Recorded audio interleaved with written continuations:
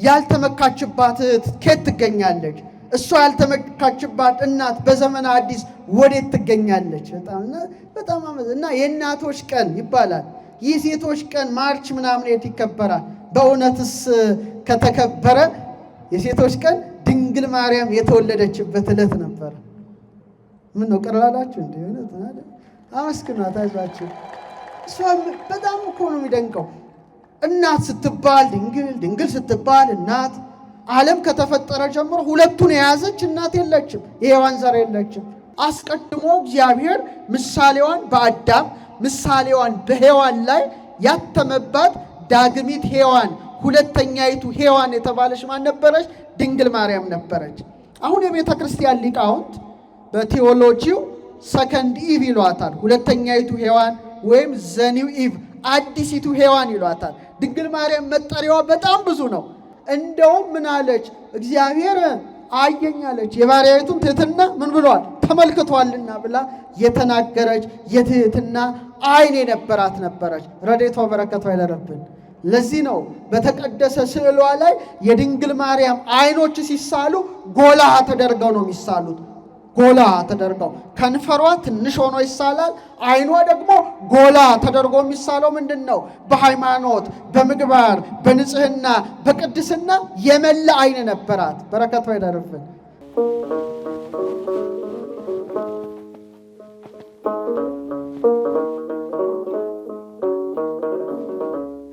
በስመ አብ ወወልድ ወመንፈስ ቅዱስ አሃዱ አምላክ አሜን። አቤቱ ጌታችን አምላካችን ንጉሳችን ሕይወታችን ብርሃናችን ተቀዳሚ ተከታይ የሌለ የአብ የባሕርይ ልጅ ኢየሱስ ክርስቶስ ሆይ ከባሕርይ አባትህ ከአብ ከባሕርይ ሕይወት ከመንፈስ ቅዱስ ጋር ክብርና ምስጋና አምልኮትና ውዳሴ ላንተ እናቀርባለን።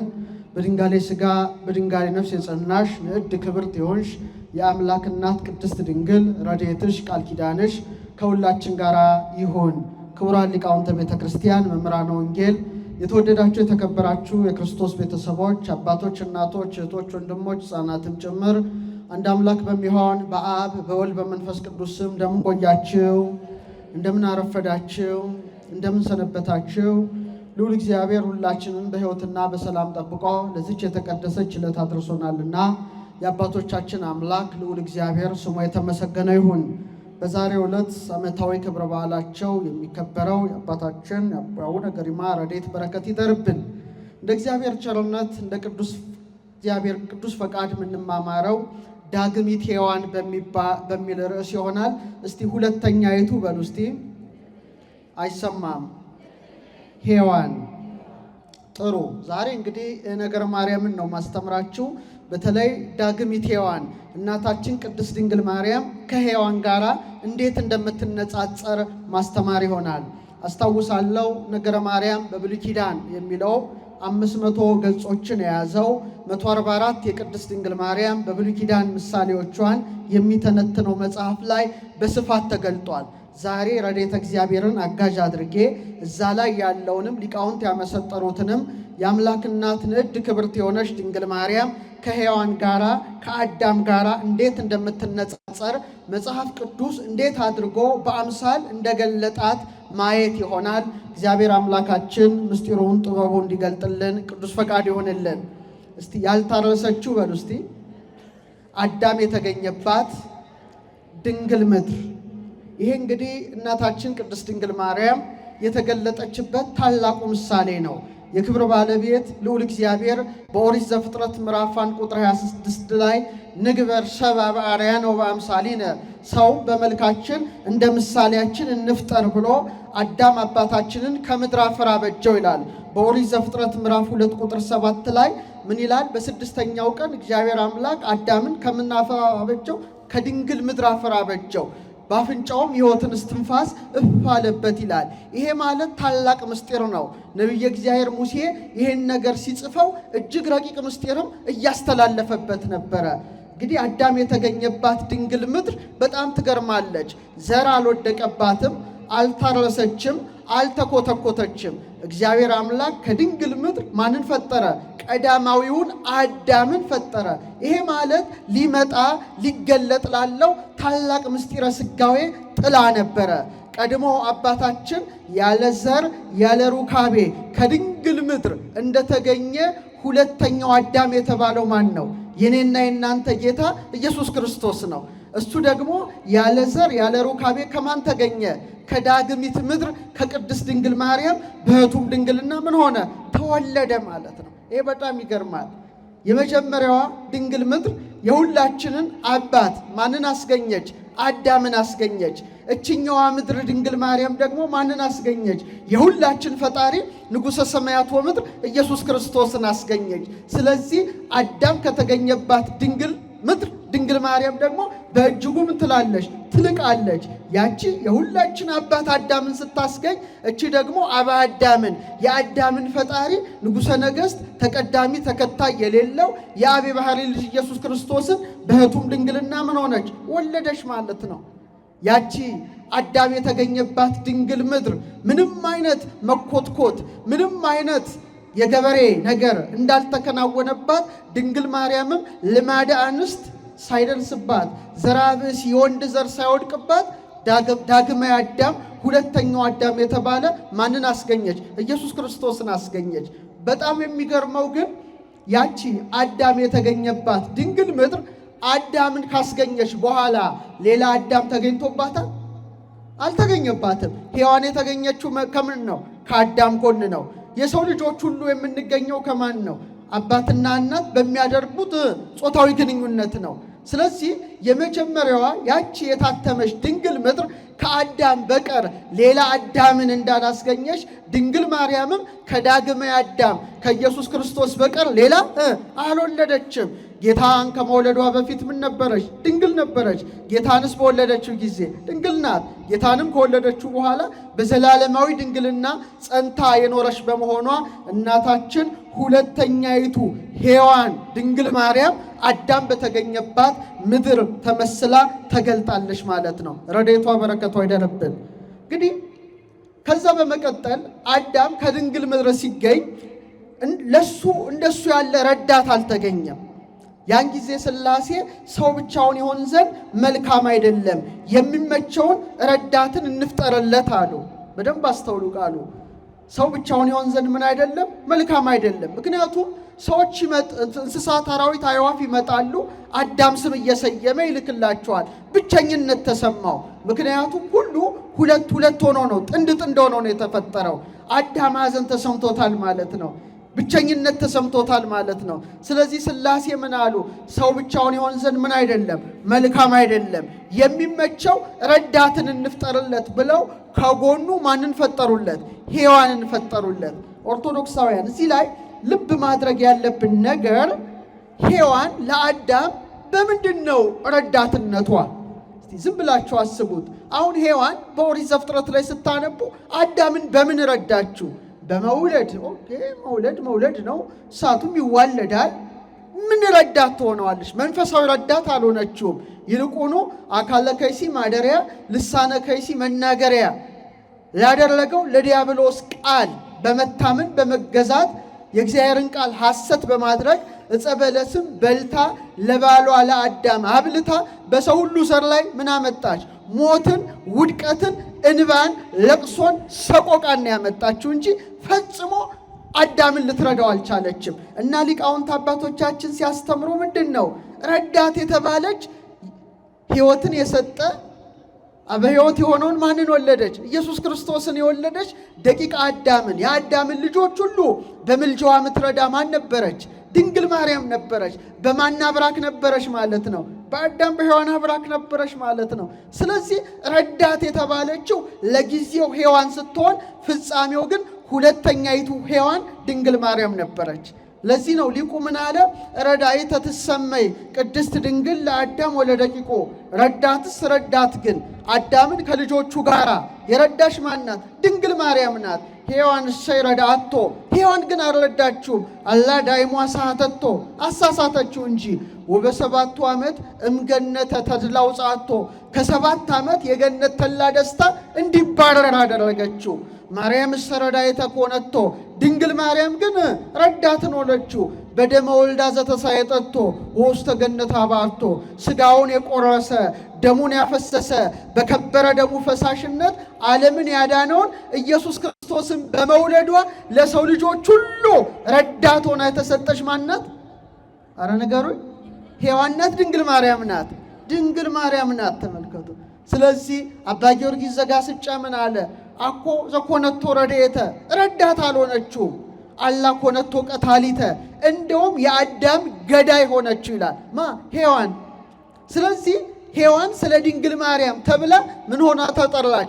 ረዳት ተብላ ተጠራች። ስለዚህ እግዚአብሔር ባወቀ ለደቂቀ አዳም ረዳት ትሆን ዘንድ በምስጢር ድንግልን አመለከተ።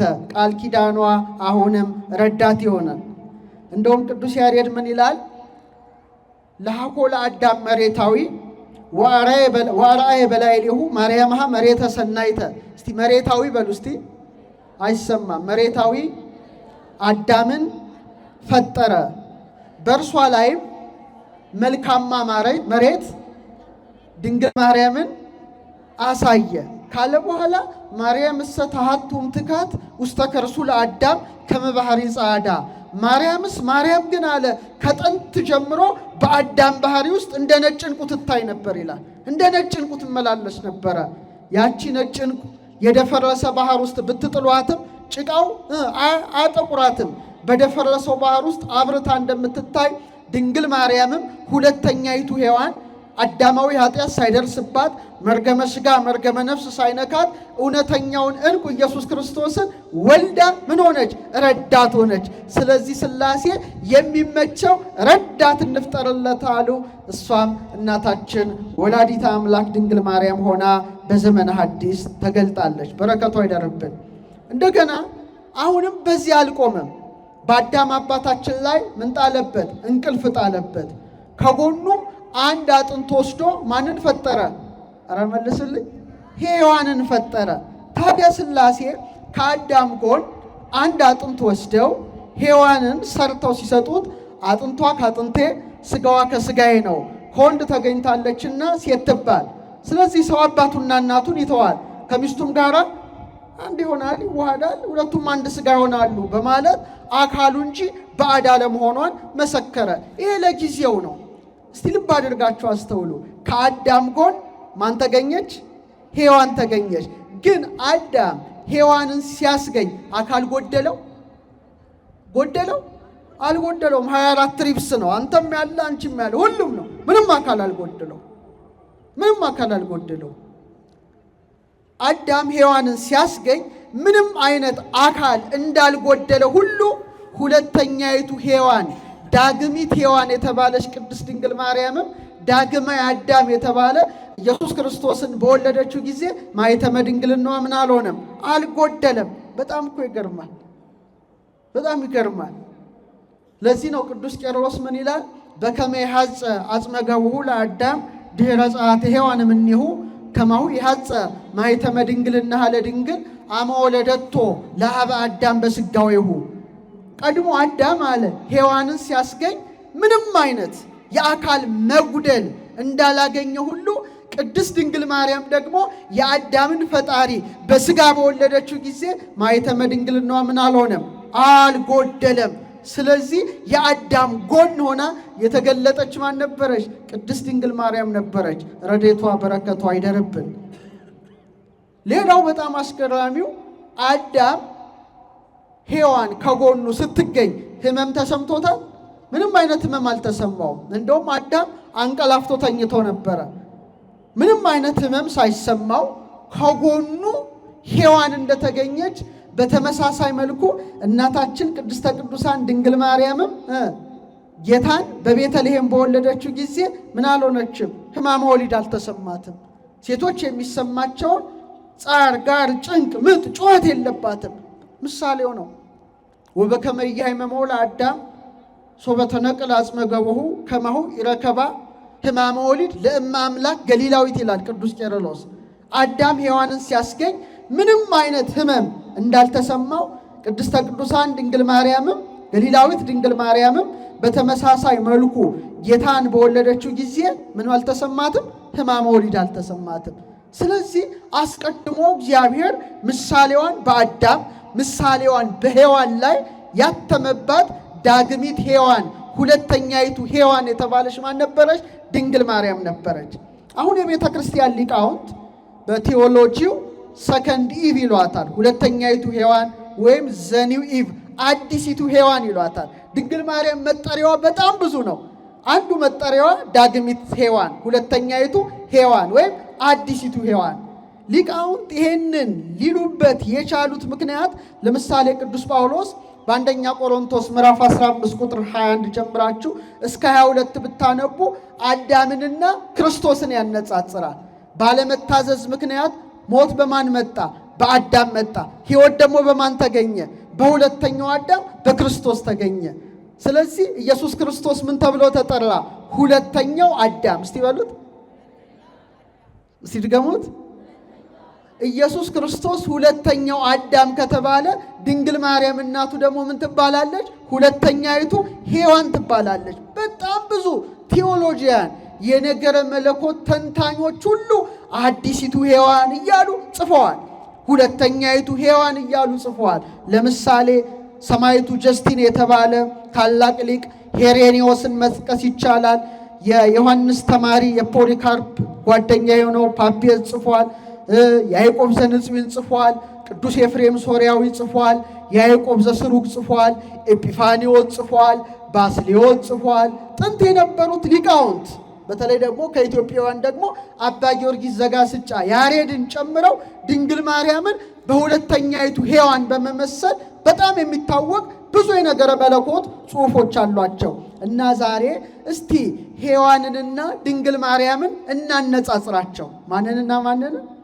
ሔዋንና ጳውሎስ ጌታን ከአዳም አነጻጽሮ ሁለተኛው አዳም ካለ እኔና እናንተ ደግሞ በዛሬው ትምህርታችን ላይ ሔዋንን እዚህ ጋር አስቀምጠን በግራ ጎን ድንግል ማርያምን በቀኝ አድርገን እስቲ ሁለቱን በሚገባ እናነጻጽራለንና እግዚአብሔር አምላክ ምስጢሩን ጥበቡን ለሁላችንም ይግለጥልን።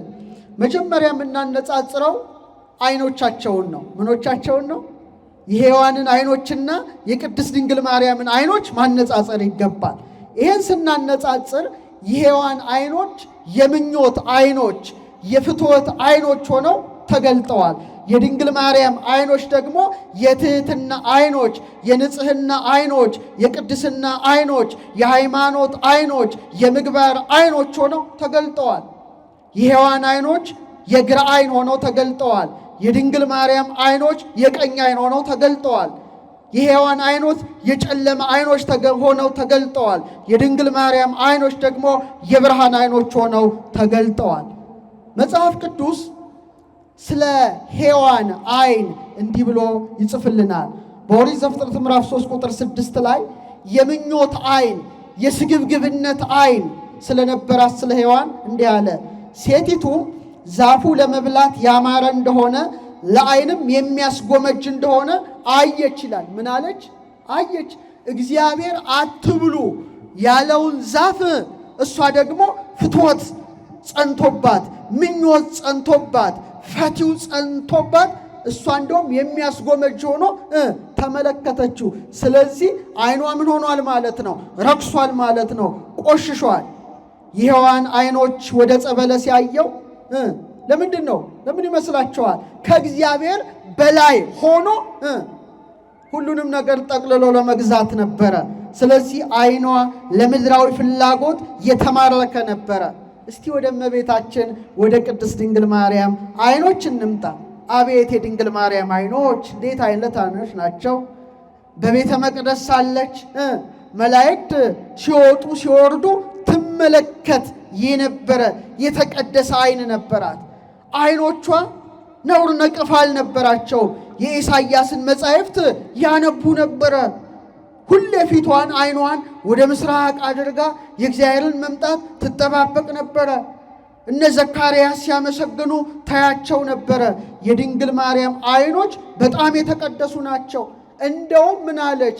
እግዚአብሔር አየኝ አለች። የባሪያይቱን ትሕትና ምን ብሏል? ተመልክቷልና ብላ የተናገረች የትሕትና አይን የነበራት ነበረች። ረድኤቷ በረከቷ ይደርብን። ለዚህ ነው በተቀደሰ ስዕሏ ላይ የድንግል ማርያም አይኖች ሲሳሉ ጎላ ተደርገው ነው የሚሳሉት። ጎላ ተደርገው ከንፈሯ ትንሽ ሆኖ ይሳላል። አይኗ ደግሞ ጎላ ተደርጎ የሚሳለው ምንድነው? በሃይማኖት፣ በምግባር፣ በንጽህና፣ በቅድስና የመላ አይን ነበራት። በረከቷ ይደርብን። ዛሬም እኔና እናንተ በእናትነት አይኗ ሁሌ ትመለከታለች። የሔዋን አይኖች ግን የታወረ አይኖች ነበሩ። የበለስን ቅጠል የተመለከቱ አይኖች ነበሩ። እንደውም የሔዋን አይኖች በጣም የሚገርመው ዕፀ በለስን ከበላሽ በኋላ ለአዳምም ካበላሽ በኋላ መጽሐፍ ቅዱስ ምን ይላል? የሁለቱም አይኖቻቸው ተከፈቱ፣ ራቁታቸውን እንደሆኑ አወቁ ይላል። ምን እንደሆኑ? የሔዋን አይኖች የአዳምን እርቃን ነው የተመለከቱት። የምንን እርቃን? የእሷን እርቃንነት፣ ራቁትነት። ከዛ ተደብቃ ምን ውስጥ ገባች? ዛፉ ቅጠል ውስጥ ገባች። አዳምን በተመሳሳይ መልኩ። ስለዚህ የሔዋን አይኖች መከፈታቸው ምንድን ነው? ሞትን ነበረ ያመጣው፣ ጭንቀትን ነበረ ያመጣው፣ ተስፋ መቁረጥን ነበረ ያመጣው። የቅድስት ድንግል ማርያም አይኖች ደግሞ ማንን ነው የተመለከቱት? እግዚአብሔርን ነው የተመለከቱት።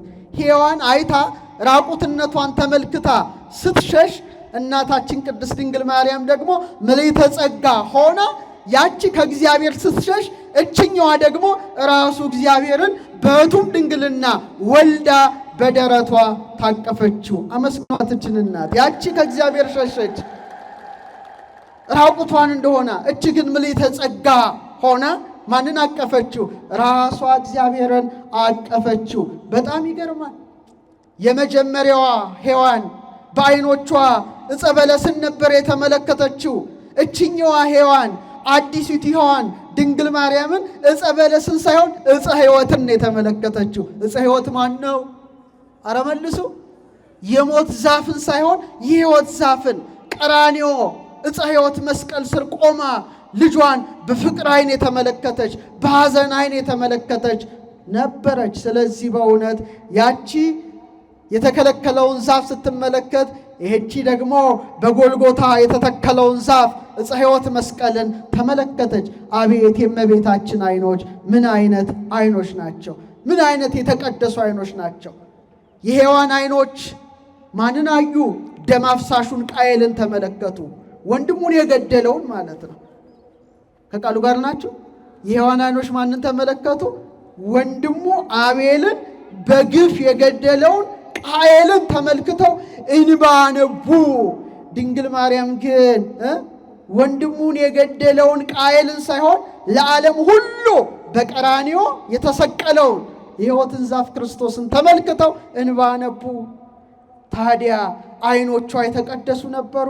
እንደ ሔዋን የተከለከለውን ዛፍ ሳይሆን ራሱ የሕይወት ዛፍን ኢየሱስ ክርስቶስን የተመለከተ አይኗ ክብር ይገባዋል። አመስግኑ። ለዓይኗ ክብር ይገባዋል።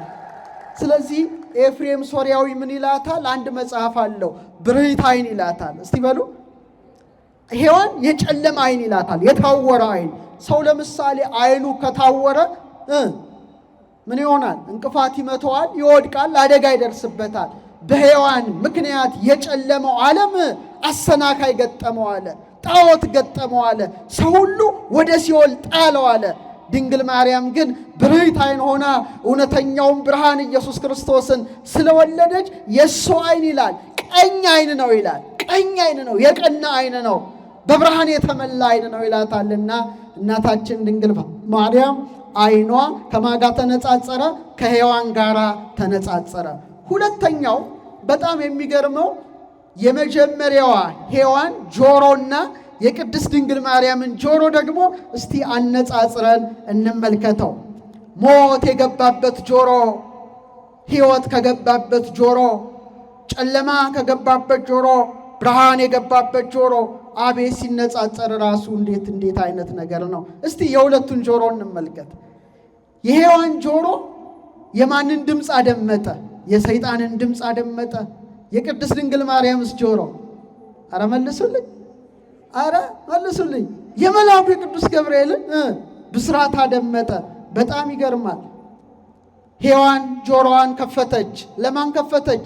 ቅድም እንዳልኩት ምቀኛ ለሆነው፣ ትዕቢተኛ ለሆነው፣ አካለ ከይሲ ማደሪያ፣ ልሳነ ከይሲ መናገሪያ ላደረገው ለጨለማው አበጋዝ ጆሮዋን ከፈተች፣ ምክሩን ማድመጥ ጀመረች። ቅድስት ድንግል ማርያም ግን የሐሰትን ምክር ለመስማት ጆሮዋን አልከፈተችም። እሷ ዓይናችሁ ይከፈታል ብሎ ሐሰትን ለተናገረው መልአክ ጆሮዋን አልከፈተችም። የድንግል ማርያም ጆሮ የተከፈቱት ከእግዚአብሔር ለተላከው ለማን ነበረ? ለቅዱስ ገብርኤል ነበረ። ያ ማን አድሮበታል? ዲያብሎስ አድሮበታል። ይሄኛውም አልኮታል፣ እግዚአብሔር ልኮታል። በጣም የተለያዩ ጆሮዎች ናቸው።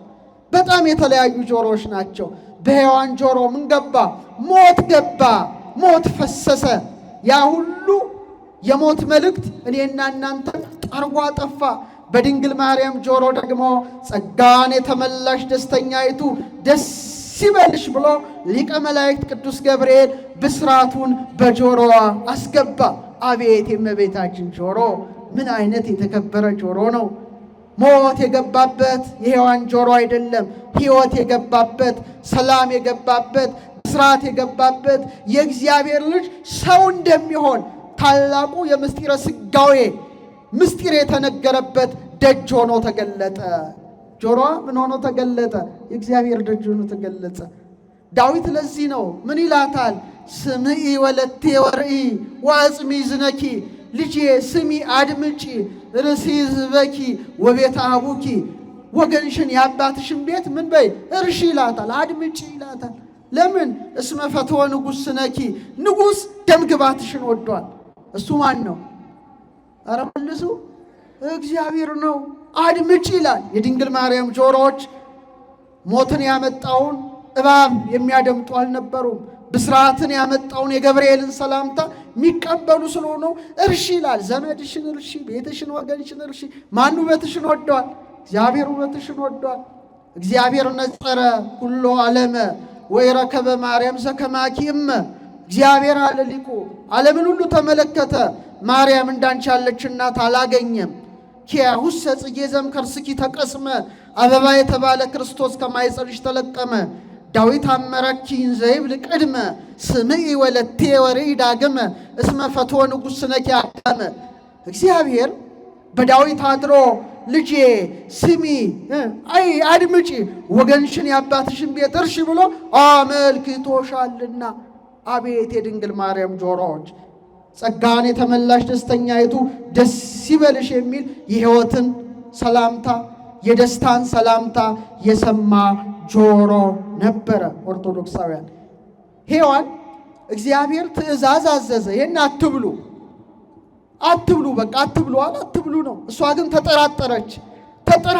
እግዚአብሔርን ተጠራጥራ እግዚአብሔርን ሐሰተኛ አድርጋ በጆሮዋ በሰማችው የሐሰት መልእክት ዲያብሎስን እውነተኛ አደረገች።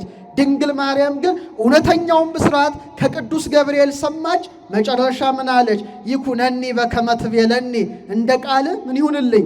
ይሁንልኝ፣ ይደረግልኝ በማለት ተቀበለችው። አቤት የድንግል ማርያም ጆሮዎች! ተውት እሱን። በጣም የሚያስደንቀው ጌታን ጽንሳ ሳለ እንደ ሔዋን አጋንንት ድምፅ ነው ሲሰማ ያኖራቸው። ድንግል ማርያም ግን ጌታን ጽንሳ ሳለ ቅዱስ ቅዱስ ቅዱስ እያሉ ሲያመሰግኑት አንገቷን ዘለስ አድርጋ ይላሉ ሊቃውንት ከማኅፀኗ የማንን ሰላምታ ሰምታለች? የመላእክትን ሰላምታ የሰማ ጆሮ ነበራት። አይገርምም? የማንን ሰላምታ የሰማ አልኳችሁ? ኧረ መልሱልኝ። ምን አይነት ነገር ነው እንዴ? አንገትን ዝቅ አድርጎ ከማኅፀን የሚሰማውን የመላእክትን ምስጋና ያደመጠ ጆሮ ምን አይነት ጆሮ ትሉታላችሁ? እኔ በጣም የተለየ ነው እና ሀገረ እግዚአብሔር። ለዚህ ነው አባ ጊዮርጊስ ምን ይላል? ከርሰ ድንግል አብዮ ተላለም አየራት፣ የድንግል ማርያም ማኅፀን አለ ከአየራት በለጠ። ወተሰብሐ እምሱራፌል ወኪሩቤል፣ በኪሩቤል በሱራፌል ዘንድ ተመሰገነ። ከርሰ ድንግል ኮነ ታቦተ ወማኅደረ ለእግዚአብሔር አዶናይ፣ የድንግል ማርያም ማኅፀን አዶናይ ለተባለ ለእግዚአብሔር ምን ሆነ? ማደሪያውን ሆነ።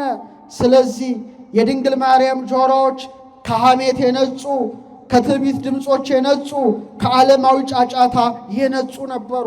እንደ ሔዋን አልነበሩም። እንደ ሔዋን ጆሮ የጎሰቆሉ ጆሮዎች አልነበሩም። እሷ የፈቀደችው በጆሮዋ ማንን ማድመጥ ነው? የእግዚአብሔርን ድምፅ ማድመጥ ነው። እሷ በጆሮዋ የፈቀደችው የማንን ሰላምታ መስማት ነው? የካህናቱን ውዳሴ መስማት ነው። እሷ በጆሮዋ መስማት የፈለገችው የማንን አዋጅ ነው? የቅዱሳን መላእክትን አዋጅ ነው። ስለዚህ የድንግል ማርያም ጆሮዎች የተለዩ ነበሩ። የእግዚአብሔርን ቃል ሰማች፣ የእግዚአብሔርን ቃል አመነች፣ ለእግዚአብሔር ቃል ታዘዘች። ራሱ ቃል እግዚአብሔርን ጸንሳ ተገኘች፣ ስግው ቃልን። ስለዚህ ጆሮዋ የስጋዊ በሮች ነበሩ። በጆሮ አይደል ሰምታ የጸነሰችው ነው? አይደለም። ይኩነኒ በከመ ትቤለኒ አደመጠች፣ እንደ ቃል ይሁንልኝ ይደረግልኝ። እኔ ግን የሚገርመው እሱ አይደለም። በጣም የሚገርመው የጆሮዎቿ ነገር ከሁሉም እኔ በጣም እገረማለሁ። ለምን መሰላችሁ?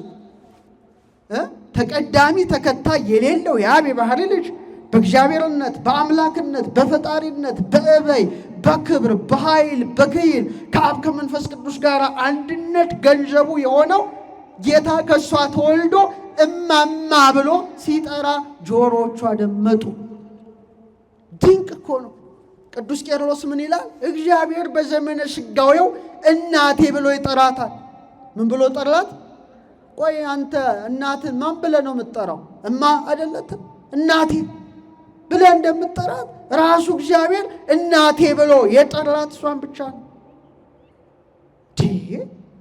ምን አይነት ነገር ነው? ምን አይነት ያስደናቂ ጆሮዋን ተመልከት። እንደውም ምን ይላል እሱ ሲጨምር ሉቃስን ሲተረጉም ነው ማን ነው እግዚአብሔርን ልጄ ብሎ መጥራት የሚደፍር? ከሷ በቃ ሁሉም ጌታዬ፣ አምላኬ፣ ንጉሴ፣ አባቴ ወዘተርፈ ትላለህ እንጂ ልጄ ልትላት ጌታዬ ትለዋለች ይላል። አምላኳ ስለሆነ ልጄ ትለዋለች፣ ልጇ ስለሆነ። እሱም ደግሞ እናቴ ብሎ ይጠራል። ስጋን ተዋህዷል። እግዚአብሔር እናቴ ብሎ ሲጠራ የሰሙ ጆሮዎች ከቅድስት ድንግል ማርያም በቀር የማን ጆሮ ይገኛል? የማንም ጆሮ አይገኝም። ረድኤቷ በረከቷ አይደርብን። ስለዚህ እስቲ አብረን እንበል የድንግል ማርያም ጆሮዎች በሉ እስቲ። አይሰማም፣ አይሰማም። የመለኮታዊ ጥበብ በሮች፣ መዳን የገባባቸው በሮች፣ የእምነት መተላለፊያዎች፣ የመታዘዝ መሳሪያዎች፣ የሔዋንን እርግማን የገለበጡ ጆሮዎች ናቸው። ሔዋን የሰማችው ምንድነው? በሕመሙ ለጂ በሕማም ለዲ ወሊደኪ ይኩን ምግባኪ በምትኪ በጻር በጋር በጭንቁ ለጂ ነው። በቃ ምን አይነት ነገር ነው? አስጨናቂ እኮ ነው። ከዛ ፈቃድሽ ወደ ባልሽ ይሁን የሚል ነበረ።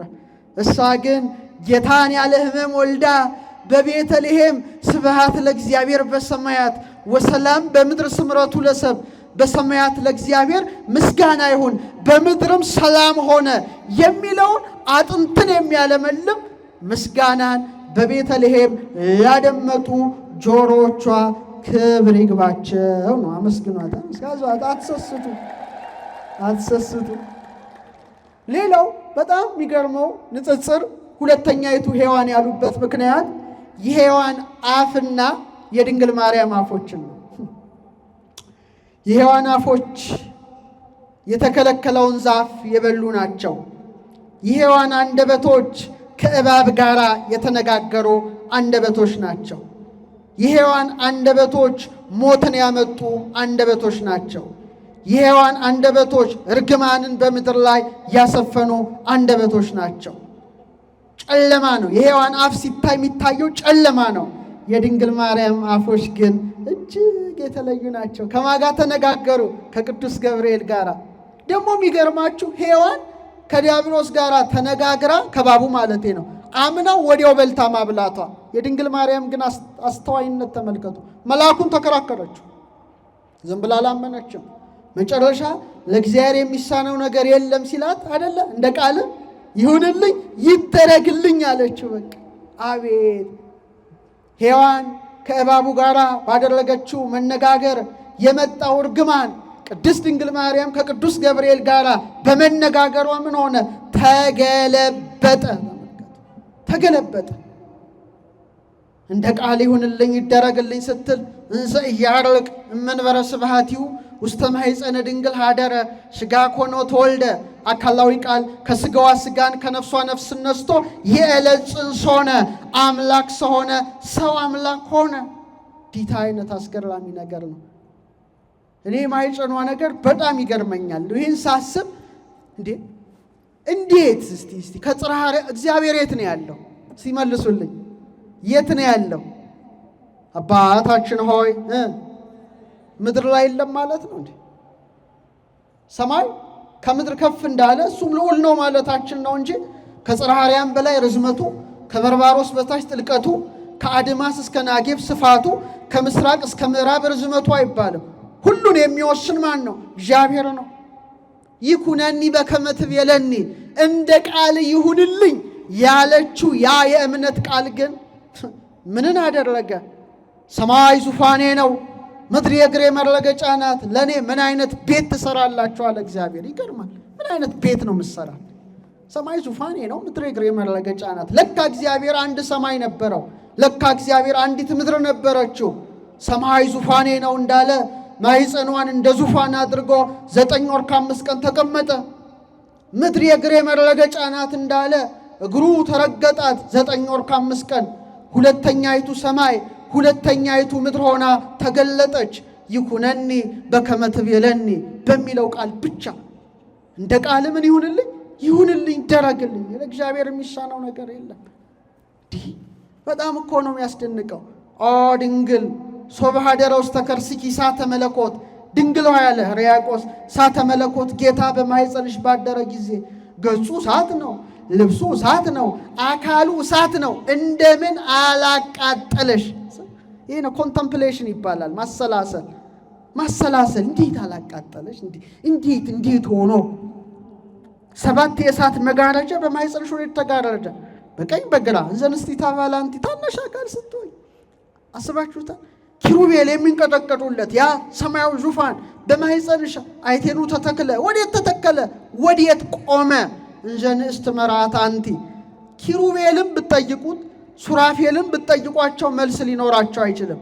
በእናንተ ላይ የሚቀመጠው አምላክ ይኩነኒ በከመ ትቤለኒ ላለችው ለ15 ዓመቷ ብላቴና እንዴት መልስ የለም። እንደውም አባቶቻችን ሲያስተምሩን ኪሩቤል ሱራፌል 16 መላእክት ናቸው። 12ቱ ከውስጥ 4ቱ ከአፋ ስለሚታዩ ነው 40ቱ እንስሳ የሚባሉት እና የእግዚአብሔርን ዙፋን ተሸክመዋል። ሲሸከሙት ደግሞ በጣም አስፈሪ በሆነ ግርማ ዙፋኑን መንካት አቅቷቸው በእሳት ምሰሶ ደግፈው ኮቦር በሚባል ወንዝ ሳለ ለሕዝቅኤል ተገልጠውለታል። ሕዝቅኤል 1 አንቡ። ያስፈራል፣ ያስደነግጣል። እሷ ግን ያንን አምላክ ይኩነኒ በከመ ትቤለኒ ብላ በመነጋገሯ ብቻ በማኅፀኗ የተሸከመች በጀርቦ ያዘለች በክንዷ የታቀፈች በመሆኗ ድንግል ማርያም መላእክትን ጭምር በልጣቸዋለች። አልበለጠቻቸው? በልጣለች? አልበለጠች? አባ ጊዮርጊስ ምን ይላል? አንቲ ተአቢም ኪሩቤል፣ አንቺ ከኪሩቤል ትበልጫለሽ። ወትፈደፍዲም ሱራፌል፣ ከሱራፌልም ትልቅ ያለሽ። እስመ ሱራፌል ወኪሩቤል በሰረገላ እሳት ይጸውርዎ። ሕዝቅኤል እንዳየ፣ ዳንኤል እንዳየ፣ ኢሳይያስ እንዳየ፣ ዮሐንስ አቡ ቀለምሲስ እንዳየ በእሳት ሰረገላ ልጅሽን ይሸከሙታል። ወበምጽናትዩ ዘእሳት ይጼኑ መንበሮ፣ ዙፋኑንም በፍርሃት ሆነው በእሳት ምሰሶ ይደግፉታል። አንቲ ሸጾርኪዮ በከርስኪ፣ አንቺ ግን ያንን አምላክ በማኅፀንሽ ተሸከምሽው። በምን? በአንደበቷ ይኩነኒ በከመ ትቤለኒ ብቻ በማለቷ። ወሐቀፍኪዮ በአብራክኪ፣ በጉልበቶችሽ ታቀፍሽው። የሔዋን ጉልበቶች የሔዋን እግሮች ወደ ዕፀ በለስ ነው የገሰገሱት። የድንግል ማርያም እግሮች ግን ጌታዋን ያቀፉት። ህየንተ ምጽናትዩ ዘእሳት አእዳውኪ ኮና፣ በእሳቱ ምሰሶች ፈንታ ምኖችሽ ተተኩ አለ፣ እጆችሽ ተተኩ አለ። እነዛ ዙፋኑን በእሳት ምሰሶ ሲደግፉ፣ ድንግል ማርያም ግን ዓለምን የሚደግፈውን ጌታ ሕፃናት ናላ ያወርዳቸዋል ብለው በእጆቿ እንዲደግፉ በእጆቿ ደገፈችው። ክብር ለክንዷ፣ ክብር ለእጇ፣ ክብር ለማኅፀኗ፣ ለሁሉም ስለዚህ ከሔዋን ጋር ስትነጻጸር እንዲህ ውብ ሆና የተገለጠች ማን ናት? የአምላክ እናት ረድኤቷ በረከቷ ይደርብን። የሔዋን እጆች የስስት እጆች፣ የቅሚያ እጆች ነበሩ። ሞትን ያመጡ እጆች ነበሩ። ሞትን ለአዳም ያስተላለፉ፣ ሞትን ለሰው ዘር ያወረሱ እጆች ነበሩ። ከፍሬውም ወሰደችና ለባሏ ሰጠች ይላል መጽሐፍ። የድንግል ማርያም እጆች ግን የሕይወትን ዛፍ ኢየሱስ ክርስቶስን ለመታቀፍ የተዘረጉ ነበሩ። አቤት እጆቿ! የሔዋን እጆች በለስን ሲጨብጡ፣ የድንግል ማርያም እጆች ደግሞ የሕይወት ዛፍ ኢየሱስ ክርስቶስን ምን ሆኑ? ታቀፉ። የሔዋን እጆች ለባሏ የሞት ጽዋ፣ ለባሏ የመርገም ፍሬ ያቀረበ እጅ ነበረ። ድንግል ማርያም ግን አቤት አዳም ከሔዋን ሞትን ሲቀበል ከድንግል ማርያም እጆች ደግሞ ምንን ተቀበለ? ሕይወት ኢየሱስ ክርስቶስን ተቀበለ። ልብላችሁ አመስግኑት። የእመቤታችን እጆች ሁሌ የተዘረጉ በቃና ዘገሊላ ተዘርግተው ልጄ ሆይ ምን የላቸውም አለች? ወይን ጠጅ እኮ የላቸው። ዛሬም ስዕሏን ስትመለከቱ እጇ ወደ ማን የተዘረጋ ነው? ወደ ልጇ ወደ ክርስቶስ የተዘረጋ ነው። ክብር ለእጇ። ከሔዋን ጋር ሊነጻጸር አይችልም፣ አይችልም፣ አይችልም በእውነትና እጇ ያስደንቃል። መጨረሻ እግሮቿን ብቻ አንስቼ ትምህርቴን አበቃለሁ። የሔዋን እግሮች ወዴት ነው የገሰገሱት? ፍጠኑ። ወደ ጸበለስ ነው የገሰገሱት። የድንግል ማርያም እግሮችስ ቅዱስ ገብርኤል ሲያበስራት ኤልሳቤጥን ለማገዝ ወዴት ገሰገሱ? ወደ ይሁዳ ከተማ በፍቅር የገሰገሱ እግሮቿ። አቤት የእመቤታችን እግሮች! አቤት የእመቤታችን እግሮች! የሔዋን እግሮች ወደ ሞት ዛፍ፣ የሔዋን እግሮች በኀፍረት ዛፍ ውስጥ ወደ መሸሸግ ከብርሃን ወደ ጨለማ ሲገሰግሱ፣ የድንግል ማርያም እግሮች ግን ሕይወት ኢየሱስ ክርስቶስን ይዛ በእግሯ ወዴት ተሰደደች? ወደ ግብፅ የተሰደዱ እግሮች ናቸው። በአንተና በሴቲቱ መካከል ጠላትነትን አደርጋለሁ፣ እርሱ ራስን ይቀጠቅጣል፣ አንተም ሰኮናውን ትነድፋለህ። የእባቡን ራስ የቀጠቀጠውን ኢየሱስ ክርስቶስን የወለደች ከእሷ በቀር ማን አለች? የሔዋን እግሮች በሰው ዘር ላይ ሞትን ሲያውጁ፣ ድንግል ማርያም ደግሞ የእባቡን ራስ የረገጠውን የቀጠቀጠውን ኢየሱስ ክርስቶስን በመውለድ በእውነት የድንግል ማርያም እግሮች ከብረው ታይተዋል። ስለዚህ ድንግል ማርያም በእውነት ረድኤቷ በረከቷ ይደረብን። እንደውም መልካሙን የምስራች የሚያወሩ እግሮቻቸው ንዑዳን ክቡራን ናቸው የሐዋርያት። ድንግል ማርያም እኮ ማንን የወለደችው? ሕይወት ራሱ ክርስቶስን ነው ወልዳ የሰጠችን። ስለዚህ አባቶቻችን ረዳይተ ትሰመይ ቅድስት ድንግል ለአዳም ወለደቂቁ፣ ሔዋንን አንፈልጋትም፣ እኛ ምንፈልጋት ማንን ነው? ድንግል ማርያምን ነው በማለት ያስተማሩት። ስለዚህ ኦርቶዶክሳውያን ሁለተኛይቱ በሉ እስቲ ድገሙት፣ ሁለተኛይቱ ሔዋን። በቃ ዛሬ ለሔዋን ዘሮች ሁሉ መመኪያ ሆነች። እንደውም ምን ይላል ኤፍሬም ሶርያዊ? ብላቴናይቱ ድንግል ማርያም ያረጀች እናቷን ደገፈቻት አለ። እሷ ማን ናት? ሔዋን ናት። እባብና ሔዋን ተመሳጥረው ባደረጉት ሐሰት አዳም እንዲወድቅ ስታደርገው፣ ድንግል ማርያም ደግሞ ሕይወት ክርስቶስን ወልዳ ሔዋንንም በመደገፍ አዳምንም በመደገፍ ትታወቃለች። ሔዋኖች እህቶቼ፣ በሔዋን የጎበጠ በሔዋን የተከዘ በሔዋን ዝቅ ያለ ማንነታችሁ ከፍ የተደረገው በሁለተኛይቱ ሔዋን በድንግል ማርያም ብቻ ነው። ይህን ማወቅ ያስፈልጋል። ሔዋን በአፋችሁ አለ ያዕቆብ ዘስሩግ የዝምታ መጠምጠሚያ ኖረች ይላል። አፋችሁን ዝግን ያለ ሴቶች ሁሉ አፋቸውን የተዘጋው ተዋርደው ነበረ በሔዋን። ለምን? የሞት ምክንያት ነበረቻ። ደግሞ ወንዶችም ይመካሉ። ምን እያሉ? አንደኛ አዳም ማንን አስገኘ? ሔዋንን አስገኘ እንጂ ሔዋን አዳምን አላስገኘችም። ስለዚህ የሴቶች መገኛ ማን ነው? ኧረ መልሱ። ወንድ እንጂ ሴት አይደለም። ስለዚህ ሴት ከወንድ ተገኘች እንጂ ወንድ ከሴት አልተገኘም። ይሄ ትልቅ በሴቶች ዘንድ ሐዘንን የፈጠረ ክስተት ነበር። ከድንግል ማርያም ወዲህ ግን ታሪኩን የተገለበጠው ሁለተኛይቱ ሔዋን ናታ።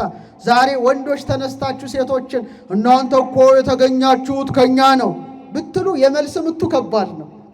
ምንድነው የመልስ ምቱ? ሔዋን ከአዳም ከወንዱ አዳም ብትገኝ ከኛ ወገን የሆነች የመመኪያችን ዘውድ የድህነታችን መጀመሪያ የንጽህናችን መሰረት ድንግል ማርያም ሁለተኛውን አዳምን የአዳምን ፈጣሪ ያለ ወንድ በግብረ መንፈስ ቅዱስ ጸንሳ ምን ሆነች? ወልደዋለች። ተካከለ። በከመ አውፃ ብእሲ ብእሲተ እንበለ ብእሲት ብእሲትን ያውፃት ብእሲ እንበለ ዘርአ ብእሲ ይላል አፈወርቅ።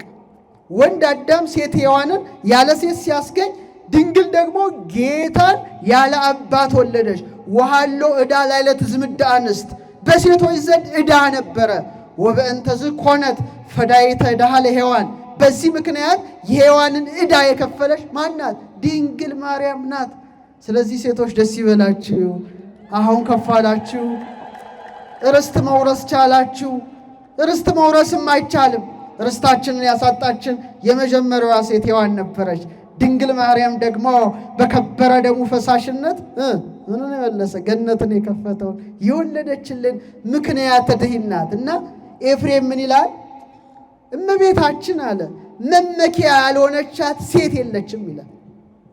መመኪያ ያልሆነ በሔዋን ምክንያት ያዘነ የተከዘ ማንነት የተለወጠው በሷ ነው ይላል። ለምን? እናት በመሆኗ አለ። ለእናቶች መመኪያ ናት አለ። እናቶች እየሰማችሁ ነው? እናት በመሆኗ ለእናቶች መመኪያ ናት። ደናግል አድምጡ። ድንግል በመሆኗ ደግሞ ለደናግል መመኪያ ናት አለ። ወይ ሰው እናት ይሆናል ወይ ድንግል ይሆናል። ከዚህ ውጭ መባዘን ነው። እናት በመሆኗ እናቶች ሁሉ ይመኩባታል አለ።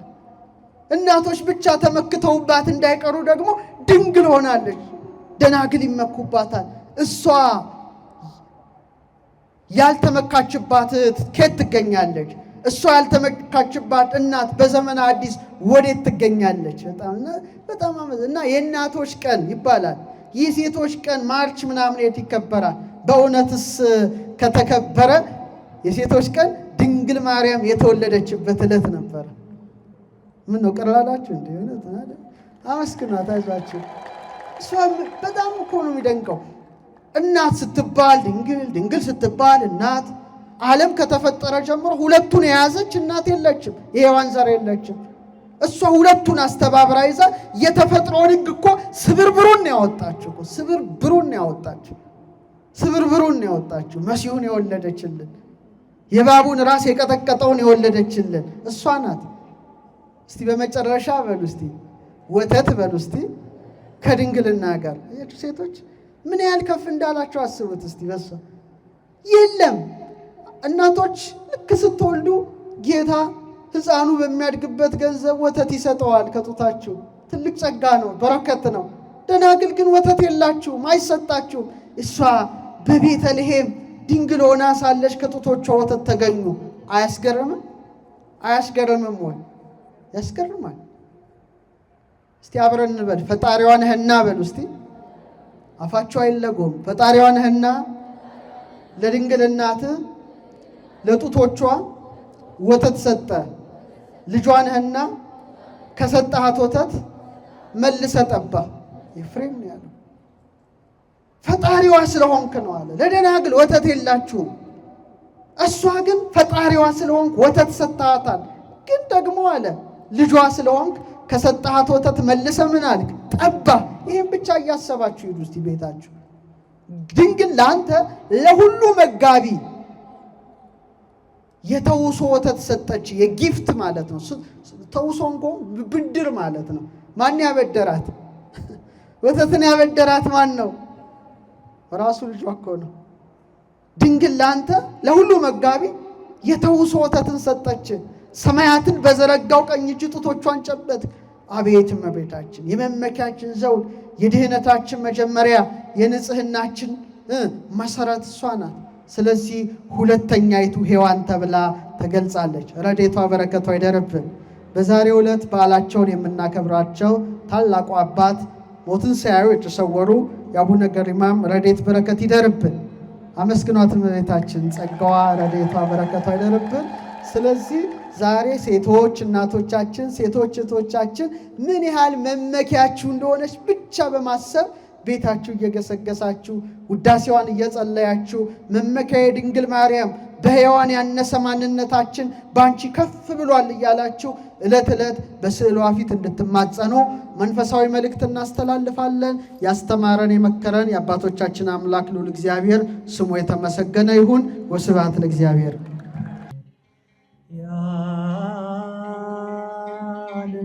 ጌታ ተጨነቀ ተሰቃየ ተንገላታ ተጨነቀ ተሰቃየ ተንገላታ